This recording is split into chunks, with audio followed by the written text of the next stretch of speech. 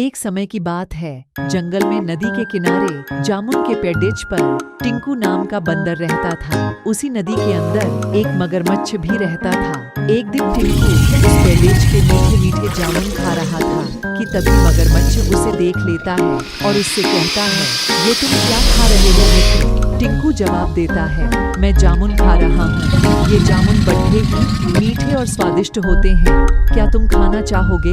ऐसा कहकर बंदर जामुनों को मगरमच्छ की तरफ फेंकने लगता है। मगरमच्छ बंदर के पास रोज जामुन खाने जाने लगता है और इस तरह से बंदर और मगरमच्छ के बीच गहरी दोस्ती हो जाती है। मगरमच्छ अब हर रोज जामुन खाता और अपनी पत्नी के लिए भी ले जाता। मगरमच्छ की पत्नी भी रोज मीठे जामुनों का इंतजार करती। मगरमच्छ की पत्नी जामुन खाते हुए सोचती है कि उस बंदर का दिल इन मीठे जामुन के खाने से कितना मीठा हो गया होगा। अगर उसे बंदर का दिल मिल जाए तो मजा आ जाए। फिर वह अपने पति को बंदर का दिल लाने के लिए मनाने की तरकीब सोचती है। वह अपने पति से बंदर का दिल लाने के लिए कहती है तो मगरमच्छ बहुत हैरान होकर बोलता है, यह तुम क्या कह रही हो? ऐसा नहीं हो सकता, यह ख्याल अपने दिल से निकाल दो। बंदर मेरा मित्र है, मैं उसके बारे में ऐसा सोच भी नहीं सकता। मगरमच्छ की पत्नी बोलती है, मैं सोचती थी कि तुम सिर्फ मुझसे ही प्रेम करते हो, पर आज पता चल गया कि तुम मुझसे भी ज्यादा अपने मित्र से प्रेम करते हो। मैं तब तक कुछ नहीं खाऊंगी जब तक तुम मुझे बंदर का दिल लाकर नहीं दोगे।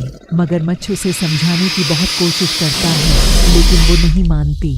पत्नी के जिद के आगे आखिरकार मगरमच्छ बंदर का दिल लाने के लिए हामी भर देता है और एक चाल चलता है। वह बुझे और दुखी मन से बंदर के पास पहुंचता है और पेड़ेज के नीचे बंदर का इंतजार करता है। बंदर रोज की तरह खुशी से उछलता हुआ आता है और मगरमच्छ उसे अपनी बातों में फुसलाते हुए कहता है कि उसकी भाभी ने मीठे जामुन के लिए उसका शुक्रिया अदा किया है और उसे अपने घर खाने पर बुलाया है। बंदर खुश होकर कहता है, इसमें शुक्रिया करने की कौन सी बात है? अगर भाभी ने दावत पर बुलाया है तो मैं जरूर चलूंगा। बंदर कूदकर मगरमच्छ की पीठ पर बैठ जाता है। बंदर मन ही मन अच्छे व्यंजन के बारे में सोचने लगता है।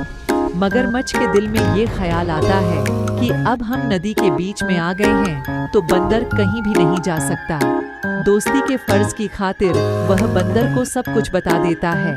वह हिचकिचाते हुए बोलता है, दोस्त, अगर तुम्हारी कोई आखिरी इच्छा है तो मुझे बता दो, शायद ये तुम्हारा आखिरी दिन हो। बंदर डरते हुए बोलता है, ऐसा क्यों कह रहे हो दोस्त? आखिरी इच्छा तो मरने वाले की पूछी जाती है। सच सच बताओ, तुम्हारे मन में क्या चल रहा है? तुम मुझे कहाँ ले जाना चाहते हो? मगरमच्छ बोलता है, मित्र, मेरी पत्नी तुम्हारा दिल खाना चाहती है। उसने कसम खाई है कि जब तक वह तुम्हारा दिल नहीं खा लेती वो और कुछ नहीं खाएगी, इसलिए मैं तुम्हें उसके पास लेकर जा रहा हूँ। बंदर ये सुनकर बहुत डरता है, लेकिन अपने आप को संभालते हुए एक चाल चलता है। बंदर बोलता है, तुमने मुझे पहले क्यों नहीं बताया? मैं अपना दिल तो पेड़ाज पर ही छोड़ डाच आया। तुम मुझे पहले बताते तो मैं उसे अपने साथ लेकर आता। ऐसा सुनकर मगरमच्छ कहता है, अच्छा चलो, कोई बात नहीं, हम वापस जाकर दिल ले आते हैं। मगरमच्छ पेड्डा के पास आता है और बंदर तपाक से उसकी पीठ से कूदकर पेड्डा पर चढ़ जाता है। मगरमच्छ उसे दिल लाने के लिए कहता है, लेकिन बंदर गुस्से से बोलता है, अरे मूर्ख, क्या कोई दिल के बिना भी जिंदा रह सकता है? तेरी मेरी दोस्ती